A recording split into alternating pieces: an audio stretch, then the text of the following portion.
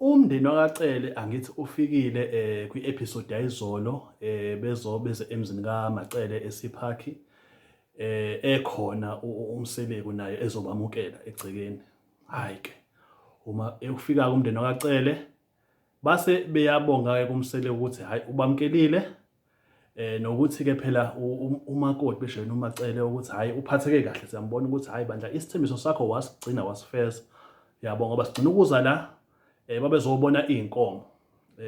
Kuba khona-ke isikhathi sokuthola ukuthi umuntu uma eselotsholiwe kube khona iy'nkomo ey'salayo mase kuthiwa bezoyibona kukhulunywe lolo daba. Shuthi bagcina ukuza ngalolo langa.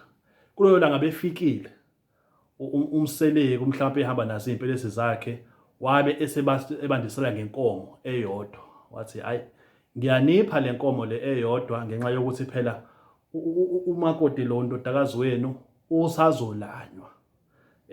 Kube khona uma omncane. Kulo uma omncane kukhulunywa ngobani? Kwakhulunywa ngolo osadlula uMasawuli. Hhayi bayamukela-ke leyo nkomo kwathiwa siyayamukela.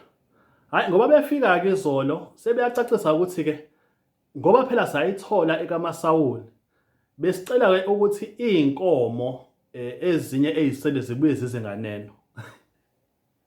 Hey yawazi ama-opportunist yazi indaba ka-number 5 shuthi babeyifuna beyigasele kangaka beyiphusha ngoba bebazi ukuthi once yahlangana nathi zobe sesiyagadla.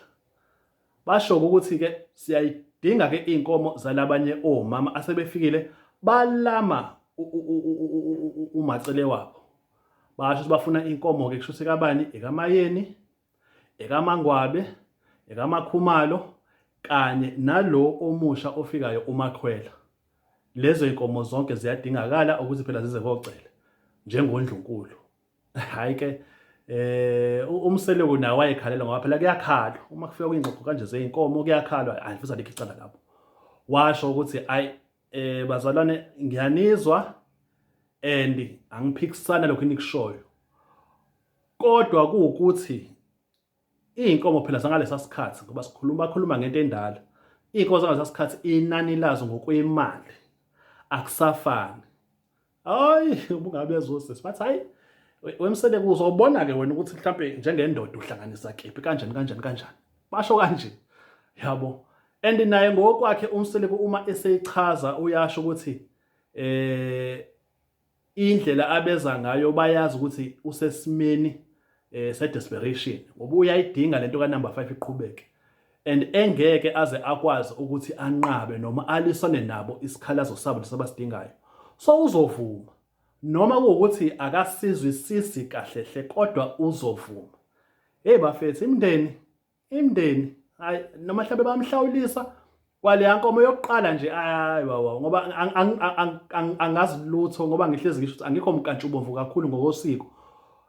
Ngingazi ukuthi leya nkomo yokuqala kaMasawuli vele kwakuyinto ewumgomo ekhona yini umuntu uma ezolamanisa abafazi ukuthi-ke kumndeni wokuqala womfazi wokuqala kufuna ukuhlezi kuba ukuthi kukhipha into ethile ekhombisayo ukuthi khona ongenayo futhi owesibili nalo omunye uma kuthi kanjani yabo into kanjalo izothiwani into kanje ngoba phela into elandelayo asibazi laba abanye ukuthi nabo bazocela ezabe iy'nkomo ngokulamaniswa yini.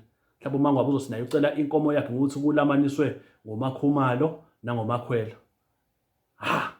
Ukhokha uzufa emshadweni. Hayi bafethu hayi niyayizwa kodwa leyo nto. Hayi bengithi nje siyicubungule le ndaba ngoba ngiyayibona ukuthi hayi iyakude indaba yaMakhwela. Hayi ufikile and ufike hayi kusazokhishwa imali hayi indaba yokudlala.